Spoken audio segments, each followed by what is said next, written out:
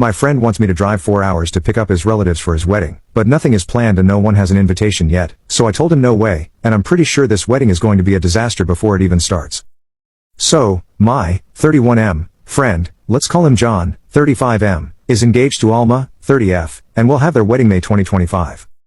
John and I are good friends for 5 years, but we are part of a larger friend group that often travel, go camping, spend weekends, play board games together, and just are a tight-knit group, or at least we were before John met Alma 2 years ago. In this friend group there's also my GF, 28F, and a couple, Joseph, 36M, and Anita, 34F, that are not married but together for 14 years. They come from another city where they also met John and got him in the friend group 10 years ago. John and I became friends from a weird situation where he was thrown out of his flat by an ex-friend, female, but unrelated issue, and we moved in together, and we're real good pals. John may be not the best looking, chubby guy but his charisma and joking stats are very high, lol.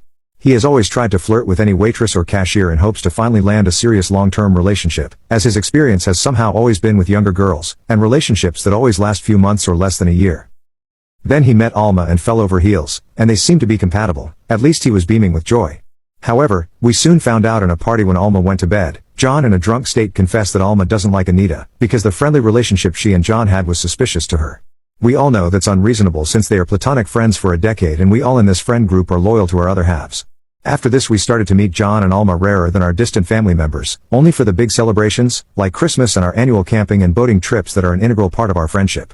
For any other event John is invited we are always met with a decline, too tired, too busy, need to do something for Alma's family, and again, too tired. He never calls or texts, either. It's come to be so bad we just stopped inviting him, and we feel bad about it. However, he only reaches out if he needs something, a favor of some sort, get some stuff from our jobs for free, drop something off, etc. Currently, John and Alma live in a flat in the same building as Joseph and Anita, and even then, they are too tired to get in the elevator. We miss our friend and would help him when necessary, but at this point, the lack of communication and the rise in requests just make me feel used. On to the situation at hand. Last week John visited Joseph and Anita unannounced to talk about the wedding, asking them to help. Joseph is the best man, he agreed and is asked to be the driver for groom and the bride, take them from their home to the courthouse, then to the venue and home the next day. However, the maid of honor is cousin of Alma, which is understandable. Mary, F25, who's cool and active person, has joined us for camping and other celebrations. John continued with his speech, asking Anita to undertake the task of decorating the whole venue together with Mary's BF.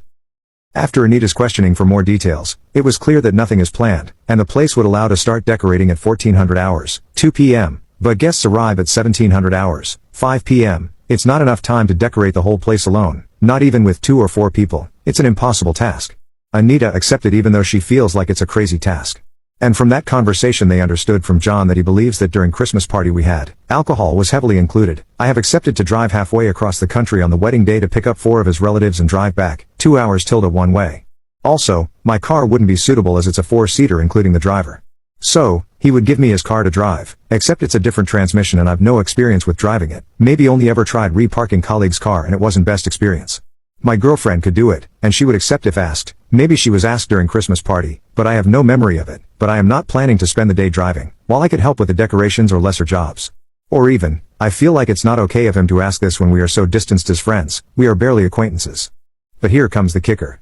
There is no wedding party, and the invitations are not yet sent, so no guest really knows the real date, time, or place. And John hasn't even reached out to me personally in any way, hasn't told directly of his plans for me or my GF in this all. All the information laid in the previous paragraph was a retold from Anita. And now I'm dreading the moment when John appears by my doorstep with this, and me denying his requests will set him off as he has seemed tense and tired of wedding planning if you can call it that.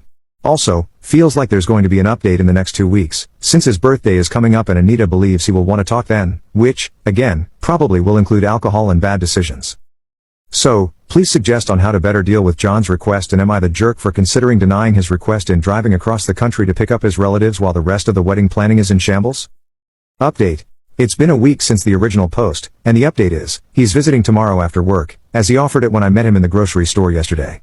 He asked how it's going and I told him truthfully, see point 4 below. I was hoping, and was right, he wouldn't start the whole conversation in the store. And so, he kindly asked if he could visit tomorrow to deliver the wedding invitations by hand and stuff, but didn't specify, so I am afraid what the stuff is, possibly the talk about chores he wants us to do. Meanwhile, I thought I'd make an edit/update, not sure how really Reddit works with this, hope I don't mess it up. For those wondering, we were close friends back in the day. When John was evicted from his flat, I helped him by allowing him to stay at my parents' place for a few weeks while he was looking for a new place, and consequentially, this is what led us to become